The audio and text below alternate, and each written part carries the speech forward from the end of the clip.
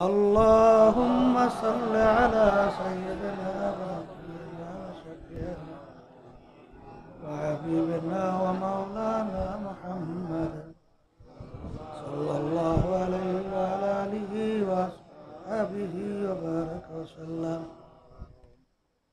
শুকরিয়া আদায় করতেছি মহান রব্বুল আলামিনের দরবারে। রব্বুল আলামিন ফিতনা ফাসাদের যুগে বৃষ্টি বর্ষার মধ্যেও কষ্ট স্বীকার করে দিনই মাহফিলে আসার বসার আলোচনা করার শোনার তৌফিক আল্লাহ দান করলেন। শুকরিয়া তান সবাই বলি আলহামদুলিল্লাহ।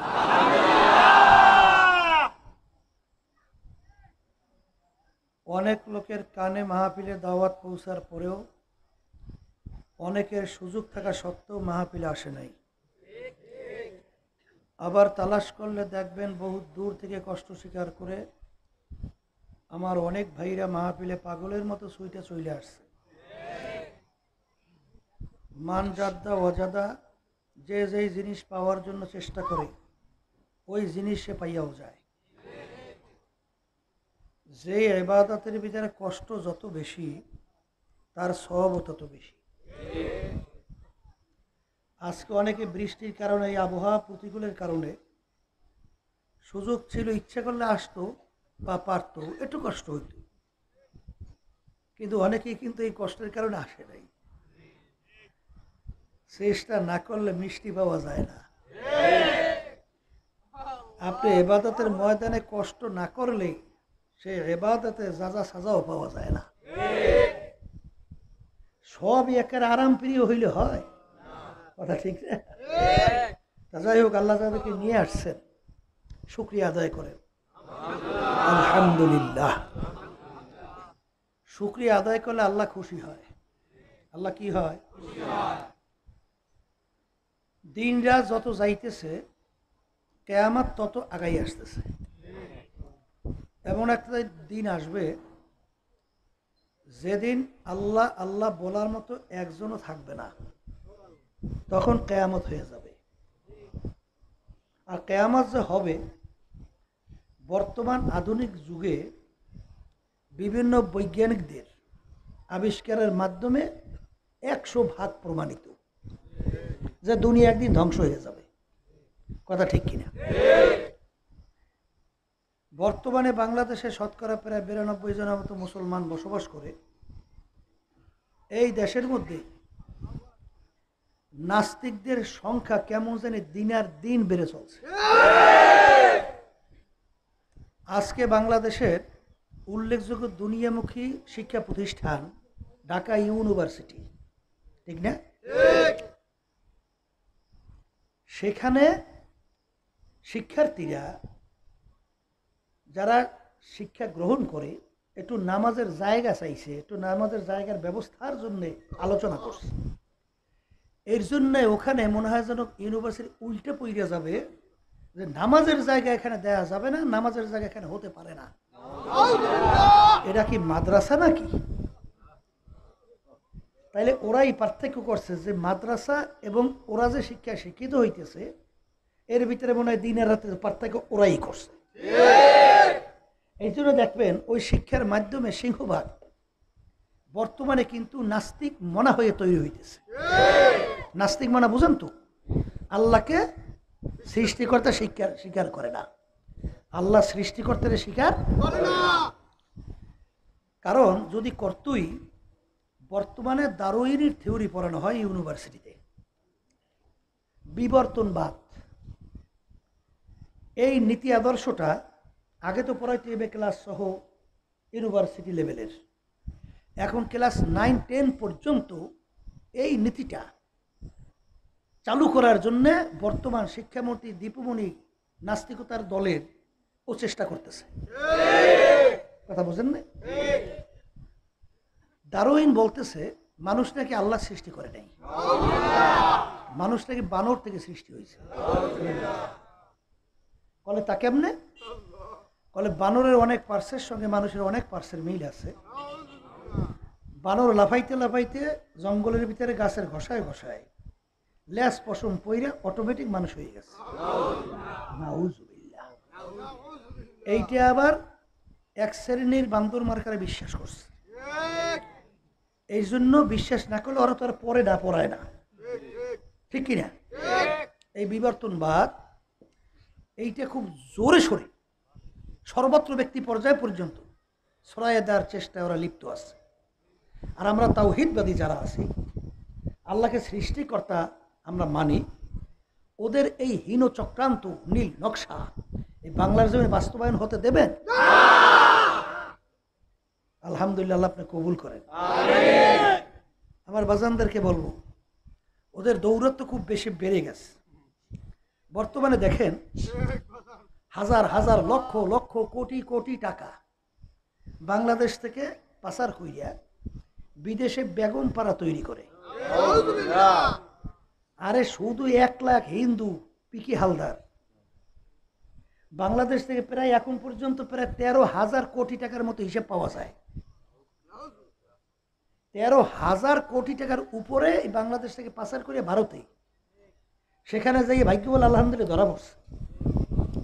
এখন মোটামুটি একটু তথ্য পাওয়া যায়, প্রায় 13,000 কোটি টাকার মতো ও বাংলাদেশ থেকে পাচার করে বিদেশে পাঠিয়ে দিয়েছে। এরকম পিকি হালদার কি একজন? না, কথা কয় না। এই রিপোর্টের ভিতরে বেরোইছে, এমপি মন্ত্রীর ভিতরে জরিপ করছে, 100 এমপি মন্ত্রীর ভিতরে জরিপ করে দেখছে, তদন্ত দেখে 100 জন এমপি মন্ত্রীদের মধ্যে প্রায় 97 জনের মতো চোর। এখন অনেকে মনে মনে হয়তো বলতে, হুজুর 3 জন তো ভালো, 3 জনও বলে চোর, একটু কম চোর। তাহলে 100টার ভিতরে 100টাই চোর। আচ্ছা, 13 যদি চোর হয় আর ক্ষমতা যদি পায় আর সুযোগ যদি পায়, তাহলে এরা টাকা পাচার করবে না, বুঝলেন কেমনে? এখন কত লক্ষ হাজার কোটি টাকা যে বাংলাদেশ থেকে পাচার করছে, এই জন্য বাংলাদেশে বর্তমান ভবিষ্যৎ তাম দুনিয়ার যে হালচাল চলছে, মানুষ ভয় করতেছে যে আবার ওই শ্রীলঙ্কার মতো কোনো পরিস্থিতি নাউজুবিল্লাহ না ঘটুক। সবাই আল্লাহুম্মা আমিন, আল্লাহ হেফাজত। কিন্তু আমার কথা হলো, এই টাকাগুলো দেশ থেকে যে পাচার হয়ে যায়, সরকারের কর্মকর্তা কর্মচারী সরকারকে চোখে ফাঁকি দিয়া পাঠাবার ক্ষমতা কারো নাই, কোনো ক্ষমতা নাই। কথা বুঝেন নাই? হয়তো বা শেখ হাসিনার মনে করবেন জানে না, কিন্তু তার পাশের আশেপাশে যারা চান্দারা থাকে এরা তো জানে। কথা ঠিক। এই জন্য একজনও চুরি করে নাই, কিন্তু সহযোগী থাকলেও হেরাও চোর করে। এই জন্য আমরা বলতে আছি, বর্তমান সরকারের সবই হলো দুর্নীতিগ্রস্তের মধ্যে জড়িত। আগের তা ভালো ছিল, কথা কয় না। বাংলাদেশের ইতিহাস 50 বছর স্বাধীনতার, সবই এই কাম করিয়ে করে সব জেলে জেলে, কথা কয় না। মানুষ সবে পশুর চেয়ে কুত্তের চেয়েও খারাপ, ঠিক না? আর আল্লাহ রাব্বুল আলামিন বলছেন, যেই জাতির ভাগ্যের পরিবর্তন তোমরা না ঘটাবা, মানে জাতি না ঘটায়, ওই জাতির ভাগ্যের পরিবর্তন আমি রব্বুল আলামিন ঘটাই না। অনেকে বই বই স্বপ্নের ভিতরে হাঁসের কোষা রুটি পিঠে খায়, বুঝলেন নাই? একদল কিন্তু দুনিয়ার ভিতরে আছে যাদের মুতাজিলা বলা হয়, কাদরিয়া জবরিয়া বলা হয়। এদের আকীদা হইল মানুষ জবরে মাহাসের মতো, একটা পাথর যেরকম এক জায়গায় পড়ে থাকলে না নড়াইলে না চড়াইলে নড়েও না চড়েও না, এক জায়গা থেকে আরেক জায়গায় সরাইতে হয় না, ওর নিজে নিজে চলে। ঠিক মানুষ এরকম জবরে মাহাসের মতো, অর্থাৎ ভালো মন্দ যাহা কিছু হয় আল্লাহর পক্ষ থেকে হয়। নাউজুবিল্লাহ কইতে পারেন না? অর্থাৎ তারা বুঝাইতে চায় যে না, চুরি ডাকাতি এও আল্লাহ করায়। কথা বুঝছেন? এই জন্য দেখবেন এক শ্রেণী কিন্তু বর্তমানে ওরা মনে করে যাহা কিছু হয় সব আল্লাহর থেকে হয়, কিন্তু আল্লাহ রাব্বুল আলামিন কি বলছেন হ্যাঁ তো বুঝেন নাই।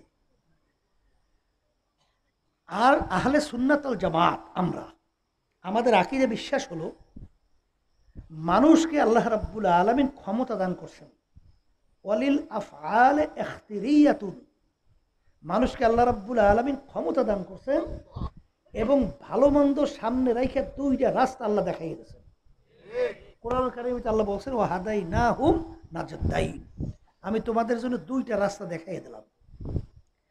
আর দুইটা রাস্তা দেখাই আমি তোমাদেরকে কি অবস্থায় রাখলাম, আম হিল হুম রুয়াইদা। আমি তোমাদেরকে স্বাধীনতা দান করলাম, ঢিল দিলাম। স্বাধীনতা বুঝেন তো? স্বাধীনতা বলতে কোনো পরাধীনতা নাই, কেউর কাছে আটকা নাই, যেরকম ইচ্ছে সেরকম চলবে। এই জন্য দেখবেন বিদেশে স্বাধীনতা হইতে হইতে এখন ল্যাংডে হইলেও কেউ কিছু জিজ্ঞাসা কোনো ক্ষমতা নাই। কথা কাটা আছে আছে। এই এই অবস্থায় চলছে, স্বাধীনতা আল্লাহ দান করছে। কেন দান করছে? আল্লাহ বলতেছেন লিয়াবলুয়াকুম আইয়ুকুম আহসানু আমালা। আমি তোমাদেরকে স্বাধীনতা এর জন্য দান করছি যে তোমাদেরকে আমি পরীক্ষা করব। কি করব?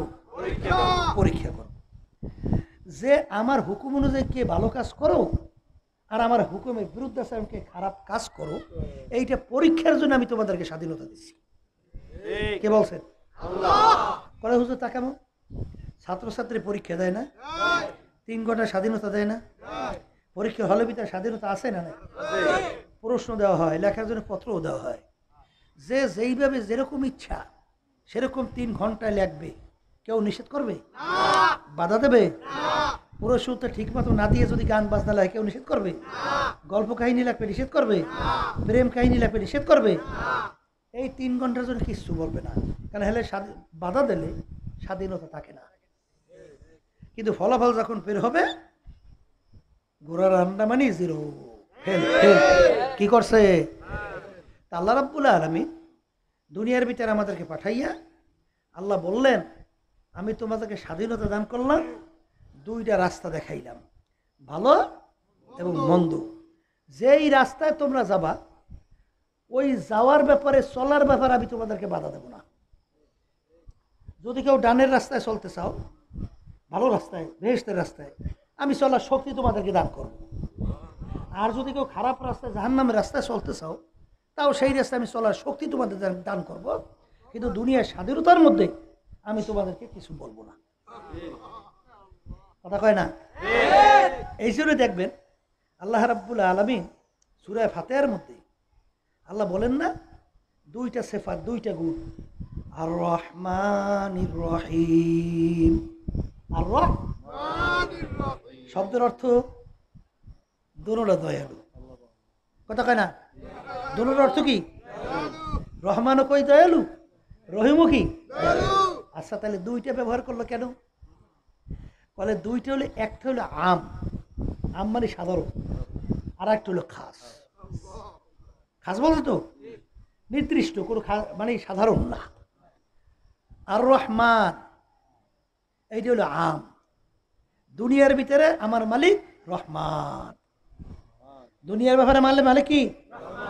তা কেমন? জমিন কার? আসমান কার?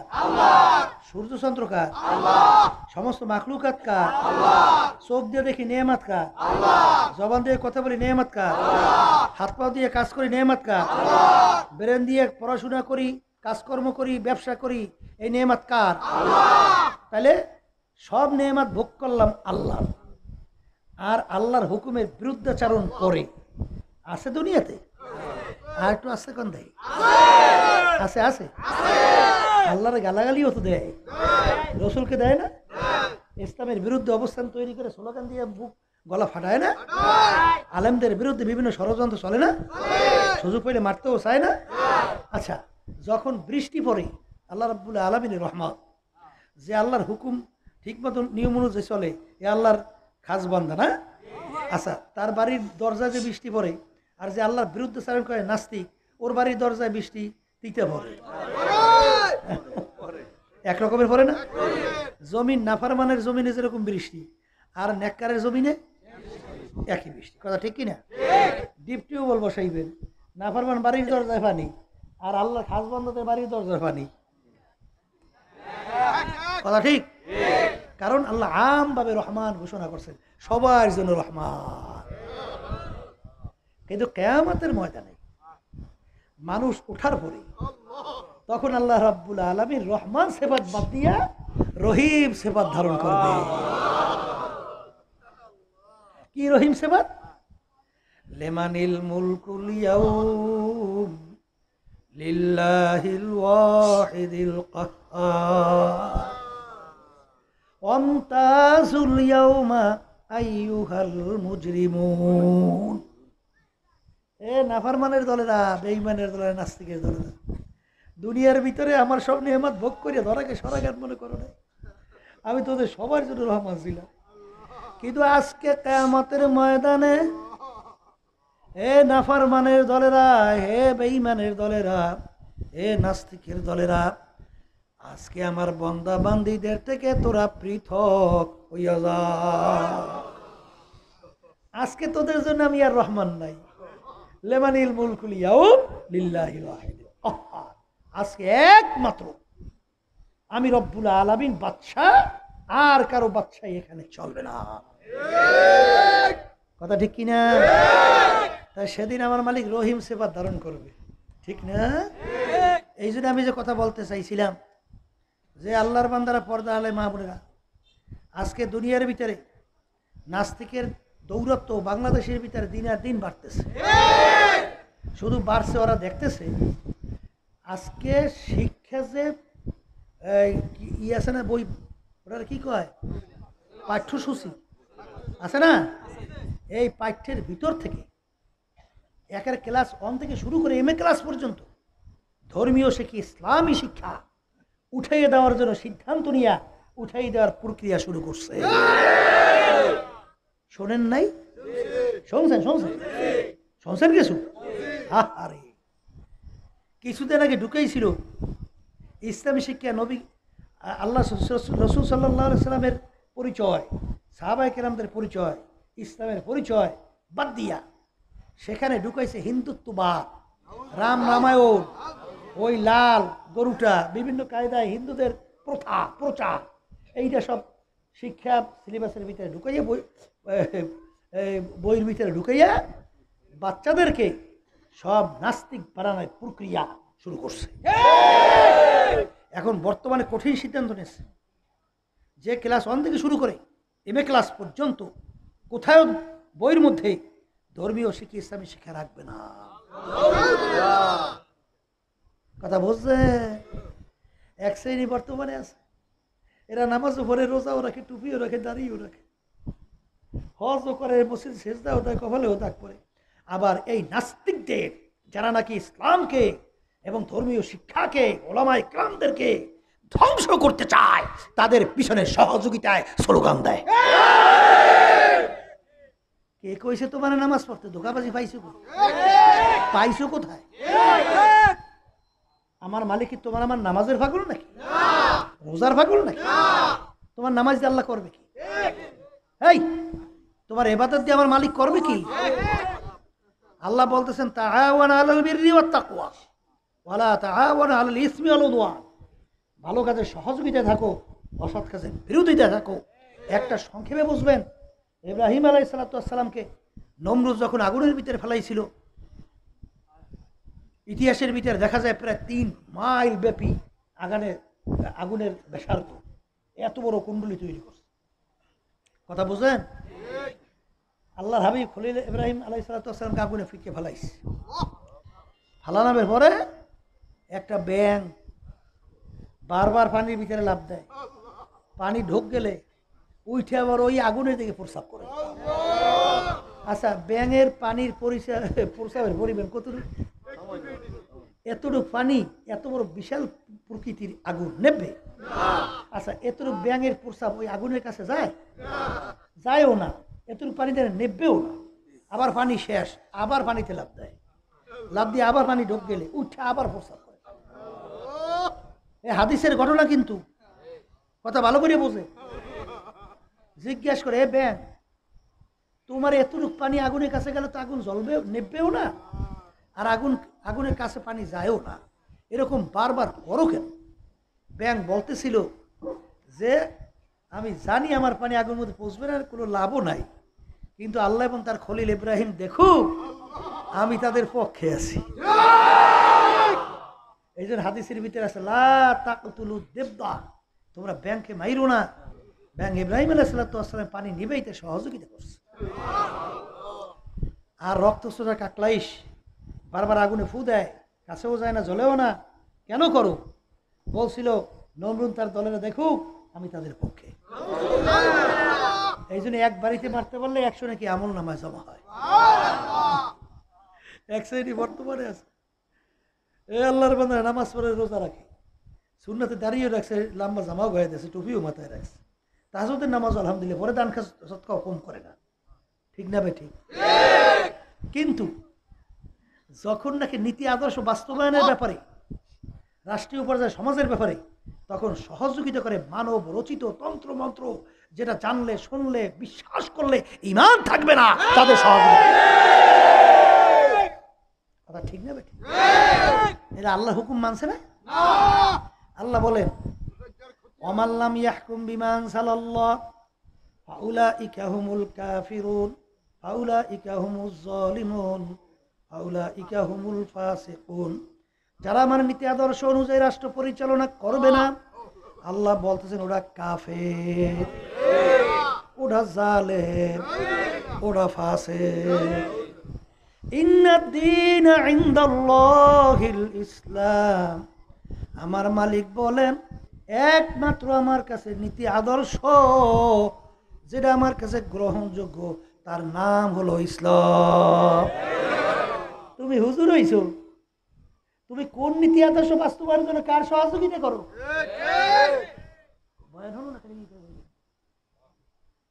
কোন নীতি আদর্শ বাস্তবায়নের জন্য তার সহযোগিতা করো? হ্যাঁ, কি আল্লাহর বান্দারা? হায় হায় হায়। বনি ইসরায়েলের ঘটনা হাদিসের ভিতরে আসছে, 1000 বছর পর্যন্ত আল্লাহর বান্দা ইবাদত করছে, দিনে সারাদিন রোজা রাইখা আমার মালিককে ডাকছে, সারা রাত তাহাজ্জুদের ভিতরে দাঁড়াইয়া কথার কথা আমার মালিককে ডাকছে ইবাদতের ভিতরে। 1000 বছর যাওয়ার পরে ওই আল্লাহর বান্দার মনের ভিতরে খেয়াল হইল, এ বিনিময় তো বেহেশতে যাইতে পারবো। 24 ঘন্টা একটা গুনাহও নাই, বেহেশতে যাইবে তো, মনের ভিতরে একটা আছে না। হাদিসের ভিতরে ঘটনা আল্লাহর হাবিব কিসসা বয়ান করেন, কিয়ামতের ময়দানে আল্লাহর এই বান্দাকে জাহান্নামের আগুন যেখানে জ্বালাবে, সেই জাহান্নামের আগুনের যেখান থেকে ধাপ আসে, সেই কাছে নিয়ে তাকে দাঁড় করবে। ওই আগুনের ধাপ তার ভিতরে পৌঁছতে পৌঁছতে গলা শুকাইয়া, কলিজা শুকাইয়া পানির জন্য হাহাকার করবে, চিৎকার মারতে থাকবে। আল্লাহ রাব্বুল আলামিন ফেরেশতা পানি নিয়ে বান্দার কাছে যাও, কিন্তু খবরদার বিনা মূল্যে তাকে পানি দেওয়া না। রব্বুল আলামিন মূল্য কি? বলে, বান্দা 1000 বছর যে ইবাদত করছে, ওর সমস্ত সওয়াব যদি তোমাকে দেয়, বিনিময় 1 গ্লাস পানি তুমি কি তাকে পান করাইও? ঘটনা তাই, বান্দা চিৎকার মারবে, পানি, ফেরেশতা পানি নিয়ে যাবে, বলে আমাকে 1 গ্লাস পানি পান করাও। বলে বিনা মূল্যে পানি দেই না, মূল্য কোথায় পাবো? বলে 1000 বছর যে ইবাদত করছো, বিনিময়ে যদি দাও 1 গ্লাস পানি পান করাইতে পারি। আল্লাহর বান্দা বলে, জীবনটা রুহটা বের হয়, আমি সব দিয়া কি করব? সব নিয়ে যাও, 1 গ্লাস পানি আমাকে পান করাও। যখন 1 গ্লাস পানি পান করবে, রব্বুল আলামিন বলবে, বান্দা দাঁড়াও, 1000 বছরের ইবাদতের সব দিলে 1 গ্লাসের বিনিময় পানি, 1 গ্লাস পানির বিনিময় 1000 বছরের সব দিয়া দিলা।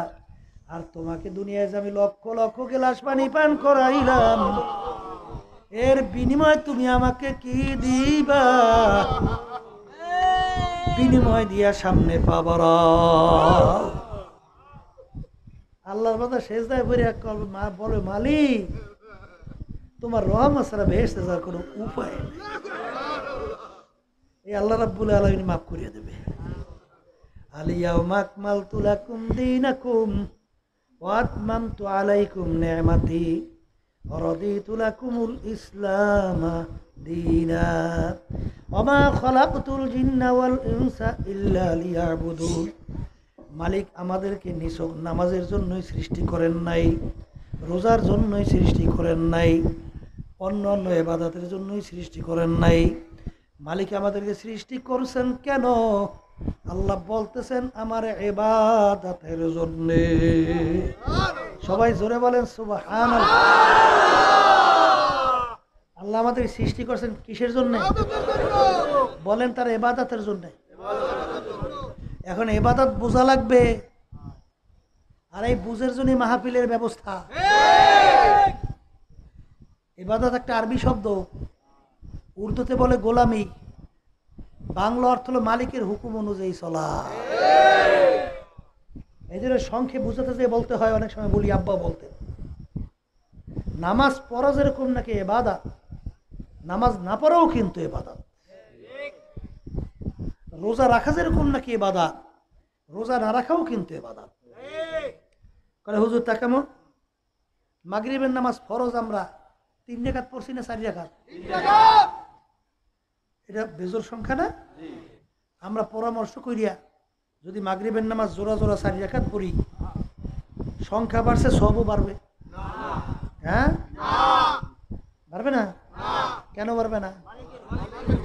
ভালো করে বুঝেন। নামাজের সংখ্যা বাড়ছে কিন্তু সব হয় না, বরং গুণ হয়েছে, নামাজই হয় নাই। কারণ এই নামাজটা মালিকের হুকুম অনুযায়ী না হওয়ার কারণে। ঠিক না? রোজা আল্লাহর হুকুম, ইবাদত। ঈদের দিন যদি কেউ রোজা রাখেন, সব হইবে না গুনাহ হইবে? কারণ কি?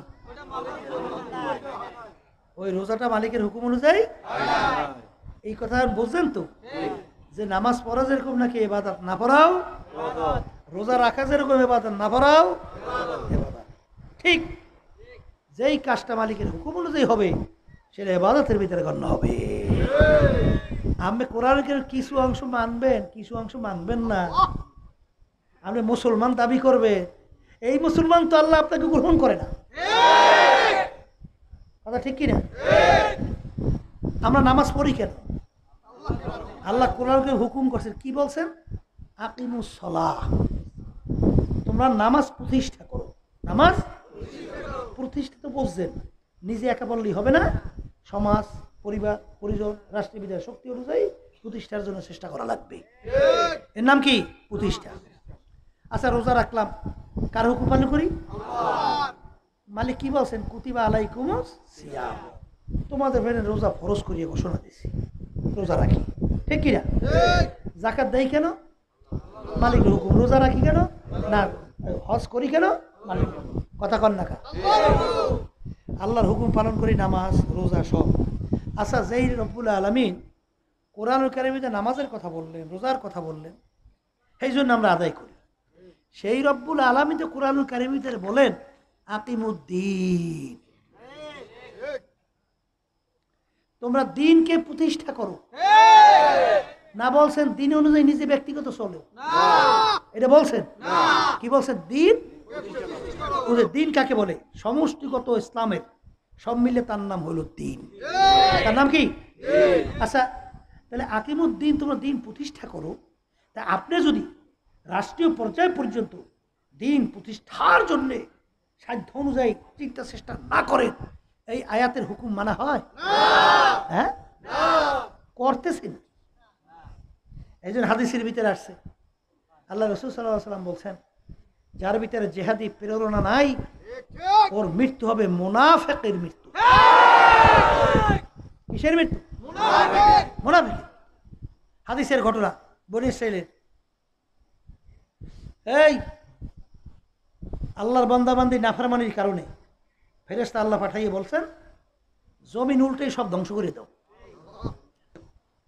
ফেরেশতারা যাইয়ে দেখে জমিনের ভিতরে এমন এক আল্লাহর বান্দা আছে 24 ঘন্টার জন্য আল্লাহর ইবাদতে লিপ্ত, এক মুহূর্ত আল্লাহর ইবাদতের বাহিরে নাই।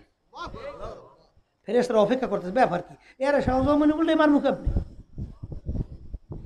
বলো রব্বুল আলামিন, ঘটনা তো কিছু বুঝলাম না। এখন তুমি কইছো জমিন উল্টে ধ্বংস করতে, তোমার এই বান্দাতে 24 ঘন্টা তোমার ইবাদত করে, এর আমি উল্টেই মার মুখে আপনি বলে, তাকে সহ উল্টেই শেষ করো। কেন?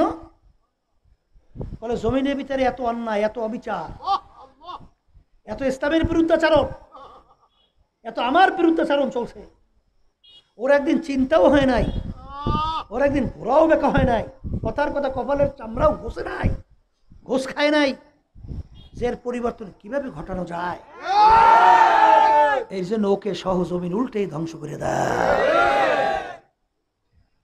আমি বলছি না হাদিসের ঘটনা, হ্যাঁ হাদিসের ঘটনা। হাদিসের ঘটনা যদি হয়, যারা পেট পালেন খালি কথা বুঝেন, আল্লাহ রসুল সাল্লাল্লাহু আলাইহি সাল্লাম অন্যায় বিরুদ্ধে এক আল্লাহর উপরে ইমানদাররা দাওয়াত দিতে যাইয়া তার মাথা মোবারকের ভিতরে হেলমেট ভাঙে ঢুকে যায়, তার শরীর মোবারক থেকে রক্ত মোবারক বের হয়ে জুতো মোবারক আটকে যায়। এক পর্যায়ে আল্লাহ রসুল সাল্লাল্লাহু আলাইহি সাল্লাম এই ওহুদের ময়দানে, আল্লাহ রসুল ওহুদের ময়দানে দাঁড়াই থাকতে পারে নাই, টাস করে পইরে যায়। সাহাবায়ে কেরামের উঠাইয়ে নিয়া যেই পাহাড়ে গর্তের ভিতরে রাখছিল, আমি হজে 17 না 18 সালে যাইয়াও, 19 সালে সেখানে যাইয়াও সেই পাহাড়ের কাছে যাইয়া গর্তটা দেখিয়া খারাই তারপর আসছে। এই জন্য অনেক সময় বলি বাজা, ছাত্র 10 সাবজেক্টে পরীক্ষা দেয়, 9 সাবজেক্টে 99.99 নম্বর পায়, এক সাবজেক্টে ফেল করলে ছাত্র কিন্তু ফেল। আর 10 সাবজেক্টে করে 33 করে নম্বর পাইলে ছাত্র কিন্তু পাস। 3 পরিপূর্ণ, কিছু মানবেন কিছু মানবেন না, আপনি পুরো মুসলমানের ভিতরে ঢুকতে পারবেন। আমি বলিনি, আল্লাহ কোরআন কারীমের ভিতরে বলেন ইয়া আইয়ুহাল্লাযীনা আমানু দুখুলু ফিস সিলমি কাফা, ঈমানদাররা পুরোপুরি দিনের ভিতরে ইসলামের ভিতরে ঢোকো। আয়াতের শানে নজুল দেখবেন, আব্দুল্লাহ ইবনে সালাম রাদিয়াল্লাহু তাআলা আনহু প্রথম বয়সে ইহুদি ধর্মের লোক ছিল, পরবর্তীতে মুসলমান হয়ে গেল। ইহুদি ধর্মের ভিতরে ধর্মীয় উটের গোশত খাওয়া ছিল হারাম, যেমন আমরা মুসলমান ধর্মের ভিতরে কুত্তার গোশত খাওয়া কথা কয় না, আর ইহুদি ধর্মের ভিতরে উটের গোশত খাওয়া হারাম। আমরা কুত্তার গোশত খাই না, ওর প্রতি আমাদের একটা ঘৃণাও আছে না নাই? আর তার ধর্মীয় উটের গোশত হারাম, ওর প্রতি তার ঘৃণাও তো একটা আছে। সে মুসলমান হওয়ার পরে এখন উটের গোশত মুসলমান ধর্মে হারাম না হালাল? অন্য অন্য মুসলমানদেরকে ডাক দিল, মুসলমান ভাইরা, আমি যখন ইহুদি ধর্মের ভিতরে ছিলাম উটের গোশত হারাম ছিল, ধর্মীয় খাই নাই, এখন আমি হালাল জানি, যেহেতু খাই নাই কোনোদিন, এই জন্য খাইতে একটু ঘৃণা লাগে, তোমরা খাও। হালাল কিন্তু জানছে খাইতে কি লাগে? আবার বলেন, হালাল কিন্তু জানছে খাইতে।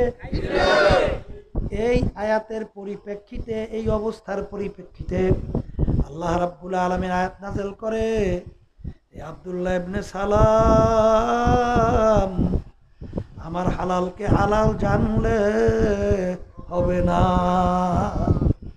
খাইয়া প্রমাণ করে দেখাতে না পারবে এই মুসলমান, এটা আমার দরবারে কোনো কাজ হবে না।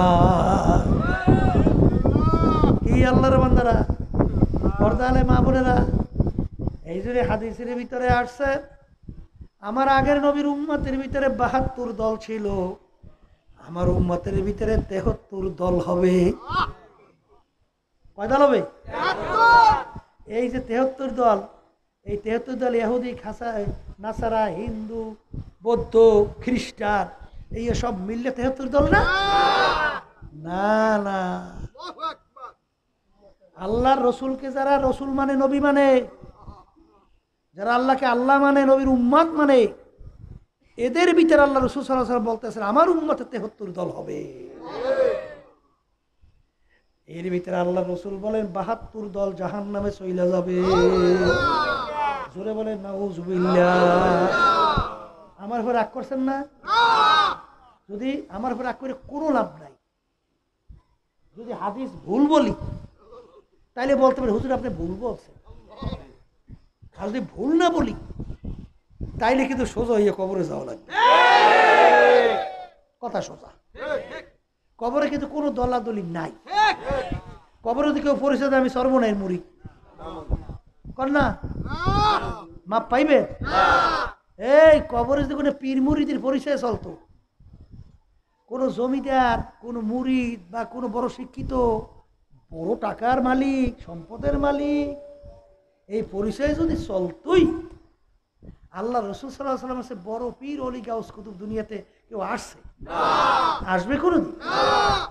আল্লাহ রসুল তার কলিজার টুকরা সন্তান ফাতেমা রাদিয়াল্লাহু তাআলা আনহা তাকে ইঙ্গিত করে দুনিয়ায় থাকা অবস্থায় বলছিলেন, ইয়া ফাতেমাতু আনকিজি নাফসাকা মিনান নার।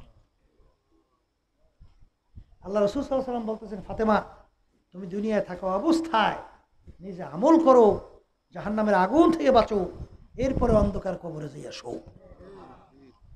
ফাতেমা যদি কবরে এই পরিচয় দাও, আমি আখিরি জামানার নবীর মেয়ে, আল্লাহ রসুল সাল্লাল্লাহু আলাইহি ওয়াসাল্লাম বলেন, ফাতেমা এই পরিচয় কবরে কোনো কাজ হবে না। আল্লাহ রসুল সাল্লাল্লাহু আলাইহি ওয়াসাল্লাম যদি তার মেয়ের ব্যাপারে কবরে কোনো নাজাতে গ্যারান্টি দিতে না পারে, এমন কোন পীর আছে, এমন কোন দল আছে, এমন কোন দলের নেতা নেত্রী আছে যে আপনাকে আমাকে কবরে নাজাত করে জান্নাতের ব্যবস্থা করতে পারবে? এটা মুখ খুলে বলেন, পারবে?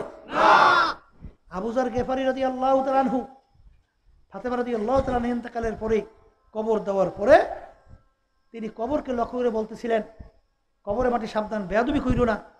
তোমার গর্বে কাকে রাখছে জানো? হাসান হুসাইনের আম্মাকে, আলী কারামাল্লাহু ওয়াজহু তার স্ত্রীকে, সরদার দোজাহান আল্লাহ রসুলের কলিজার টুকরা সন্তান ফাতেমাকে। বেয়াদবি করিস না। আল্লাহর কুদরত, কবরের মাটির জবান খুলে গেছে। কবরের মাটি উত্তর দেয় আবু যার গেফারি, আমার কাছে কার মেয়ে, কোন বংশ, কার মা, কার স্ত্রী, এই পরিচয় আমার কাছে কবরে কোনো কাজ হবে না। সরাসরি উত্তর।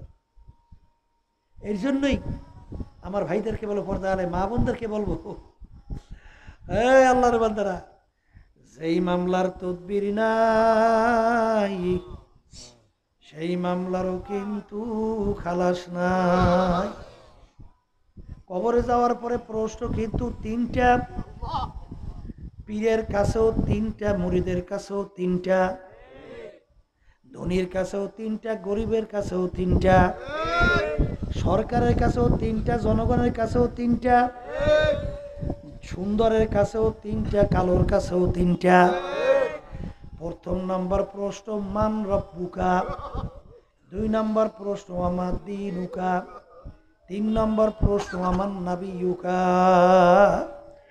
এই 3 প্রশ্নের ভিতরে কেউ পাইছেন তুমি চরমনাইর কিনা, আটরসি, রাজারবা, দেওয়ানবা, ফুরফুরা, চন্দ্রপাড়া, তাহলে আওয়ামী লীগের পরিচয় দিলে চলবে? ও কয় কি ক্ষমতার ছোটে দিক বিদিক কেউ পায় না, ওরে ক্ষমতা, ওরে সব। হ্যাঁ, কি বোঝেন কথা? এত বড় ক্ষমতা, এই পরিষদে আমি যে আওয়ামী লীগের সভাপতি, আমি আওয়ামী লীগের অমুক দলের অমুক পজিশনের দায়িত্বশীল, এই পরিষদ খবরে চলবে না? আবার বীর বিজন ছিল ক্ষমতার ছোটে, এই কোনো দিক দিশা ছিল না, এই পরিষদ চলবে না? কবরের যাত্রীরা, কবরে কিন্তু কোনো পরিচয় না। সবার কাছে প্রশ্ন তিনটা। এই জন্য আমার আব্বাজান রহমাতুল্লাহ আলাইহি বলতেন, শুনছি, এ দুনিয়ার মানুষ, আমি ফজলুল করিম দুনিয়ার থেকে বিদায় নিয়া কবরে যাওয়ার পরে তোমরা যদি একটার পর একটা ফুলের মালা গাইঠা আমার কবর ভইরা রাখো, আর আমার মাওলা যদি আমাকে কবরে মাপ না করে, ওই ফুলের মালা আমার কিছু আসে যায় না। এ পুরান মুজাহিদের মনে আছে? এ দুনিয়ার মানুষ, আমি ফজলুল করিম দুনিয়ার থেকে বিদায় নিয়ে কবরে যাওয়ার পরে যদি একটার পর একটা জুতার মালা তোমরা গাইতে আমার কবর ভইরা রাখো, আর আমার মাওলা যদি আমাকে কবরে মাফ কইরা দেয়, ওই জুতার মালা আমার কিছু আসে যায় না। ফাসাউফা তারা ইদিন কাশাফাল গুবার আফরাসুন তাহতা রাজুলকা মিহমারু। হে বড় লোক আমার বাবারা, হে পীর মুফতি মুহাদ্দিস আমার বাবারা, ও ধনী আমার বাবারা, ও চেয়ারম্যান মেম্বার আমার বাবারা, ও এমপি মিনিস্টার বড় ধনী আমার বাবারা, ও বড় বংশ ছোট বংশের আমার বাবারা, আজকে দুনিয়ায় চক্ষু খোলা। আমি পরিচয় দিই আমি পীর,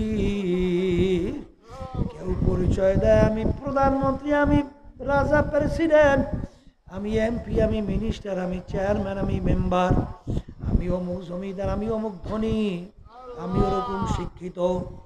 এই পরিচয় কয়দিন চলবে? যে কয়দিন দুনিয়ায় চক্ষু খোলা থাকবে। কিন্তু যেদিন চিরতরে চক্ষু বন্ধ হইয়া যাবে, যখন তোমার আমার দুনিয়ার হায়াতের বেড়া তোমার সামনে আমার সামনে দিকে উঠে যাবে, কবরে যাওয়ার পরে তখন তোমার আমার চোখের সামনে পর্দা উঠা দেখা যাবে, আল্লাহ আপনি মাফ করে দেন, তুমি কি জাহান্নামের কয়েদি না তুমি একজন বেহেশতের মেহমান?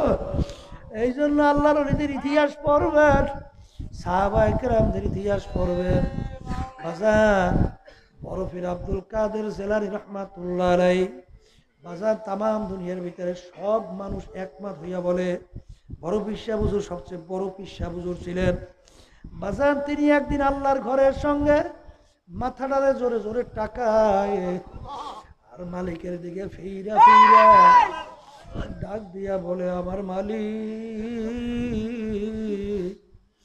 আপনি যদি আমাকে মাফ না করে কিয়ামতের ময়দানে আমাকে অন্ধ কইরা উঠাই, কিয়ামতের ময়দানে যদি জাহান্নামের শিকল আমার হাতে পায়ে লাইগা যায়, মালিক এক তো জাহান্নামের আযাব, অন্যদিকে লজ্জা। দুনিয়ার মানুষ আমাকে বড় বিশ্বাস বলছে, এক তো লজ্জা, আমি কেমনে মানুষের দিকে তাকাবো, অন্যদিকে আযাব, দয়া মায়া করে আমাকে অন্ধ কইরা উঠাইয়ে। এ দুনিয়াদার পাগল আমার বাবারা, এ পর্দার আড়ালের মা বোনেরা, আল্লাহু আকবার। ওসমান গনি রাদিয়াল্লাহু তাআলা আনহু এই বাংলাদেশের মতো প্রায় 350 দেশের রাজা, তার ইতিহাস পড়লে দেখবে অনেক সময় কবর দেখলে এরকম ভাবে অজরে কান্না শুরু করত, কানতে কানতে ঠাস কইরা বৈশা পড়ত। লোকেরা বলে, আমির আপনি কবর দেখলে এরকম কেন অস্থির হইয়া যায়? আমি ডাক দেয়া বলে, ও আমার সাথীরা, আখিরাতের যেই কটা ঘাটি, তার প্রথম নম্বর ঘাটি হইল কবর। এই কবরে যার সঙ্গে ভালো ব্যবহার হবে, ওই সামনের ঘাটি তো তার সঙ্গে ভালো ব্যবহারের আশা করা যায়। এই জন্য আমি কবর দেখলে সহ্য করতে পারি না।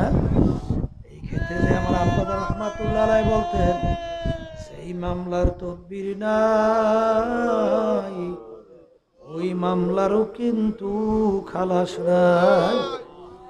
এই জন্য আমার ভাইদেরকে বলবো, পর্দা আলে মা বোনদেরকে বলবো, এ দুনিয়াদার পাগল আমার বাবারা, দুনিয়া কিন্তু ক্ষণস্থায়ী, আখিরাত হলো স্থায়ী। দুনিয়া দেখতে না দেখতে শেষ হয়, আখিরাতের জিন্দেগি শুরু আর কোনো দিন শেষ নাই। আর ওই স্থায়ী জিন্দেগির সম্বল সম্পদ দুনিয়ায় থাকা অবস্থায় কামাই করার পরে রওনা করা লাগবে। এই জন্য আমার বাজানদেরকে বলবো, আমরা যারা মাহফিলে আসছি সবার কিন্তু মন চায় গুনার থেকে ফেরবো, নেকের কাজ করব, মাওলার পাগল হইয়া তারপরে দুনিয়া থেকে বিদায় নিয়ে কবরে যাব। কিন্তু শয়তান এবং নফস তোমার আমার পিছনে এমনভাবে বাজান শত্রু হিসাবে ঘিরে আটকিয়ে আছে। শয়তান এবং নফসের থেকে বাঁচার জন্যে আমার মালিক তোমাকে আমাকে হুকুম করছেন, ওয়াকুনু মাআস সাদিকিন, তোমরা সাদিকিন বান্দাদের সঙ্গী হও। এই জন্য আমার বাজানদেরকে বলবো, যাদের চরমনায়ের তরিকা ভালো লাগে তারা এই তাওবার ভিতরে নিয়াত করেন। আমাদের উদ্দেশ্য হলো কোনো দলটল বুঝি না, যেখানে গেলে চোখে পানি কলব নরম, ইমানকে মজবুত কইরা আমলে ন্যাক আমল কইরা পুরাপুরি দিনের ভিতরে ঢুইকা দুনিয়ার থেকে আমার মাওলার হুকুম নবীর তরিকা অনুযায়ী চইলা তারপর যেন দুনিয়া থেকে বিদায় নিয়ে কবরে যাইতে পারি। যেই জায়গায় গেলে এরকম পারা যাইবে, ওই রকম জায়গায় যাইয়া তওবা কইরা মাওলার পাগল হইয়া কবরে যাওয়া লাগবে। আল্লাহুম্মা আমিন। এই ঘরের মেয়ে লোকেরা হাত উঠাও, গুনার কথা মনে করো, দুই চোখের পানি ফালাও, মাওলার দরবারে কান্দো আর মাপ চাও। যদি কান্না না আসে মন কি বুঝো রে মন, একদিনে ঘরের দরজা দিয়ে নতুন বউ হয়ে উঠছিল রে মন। কত মেয়ে লোকে শরবত খাওয়াইলো, কত মেয়ে লোকে বাতাস করলো, আবার এমন একটা দিন আসবে আরে যেদিন এই ঘরের দরজা দিয়ে মরা লাশ হইয়া বের হওয়া, ছেলে কানবে মামা করে, মেয়ে কানবে মামা করে, জবাব তো আর দিবা না। আল্লাহ আপনি মাহফিলকে হেদায়েতে জরিয়া বানায়া দেন। আল্লাহ মাদ্রাসাকে আপনি দিনের জন্য কবুল করে নেন, সমস্ত সহি মাদ্রাসাগুলো দিনের জন্য কবুল করে নেন। আমাদের আম্মা আব্বা আত্মীয় স্বজন যারা কবরে শুয়ে রয়েছে সবার কবরকে বেহেশতের বাগান বানায়া দেন। সুবহান রাব্বিকা রাব্বিল ইজ্জাতি আম্মা ইয়াসিফুন ওয়া সালামুন আলাল মুরসালিন ওয়ালহামদুলিল্লাহি রাব্বিল আলামিন।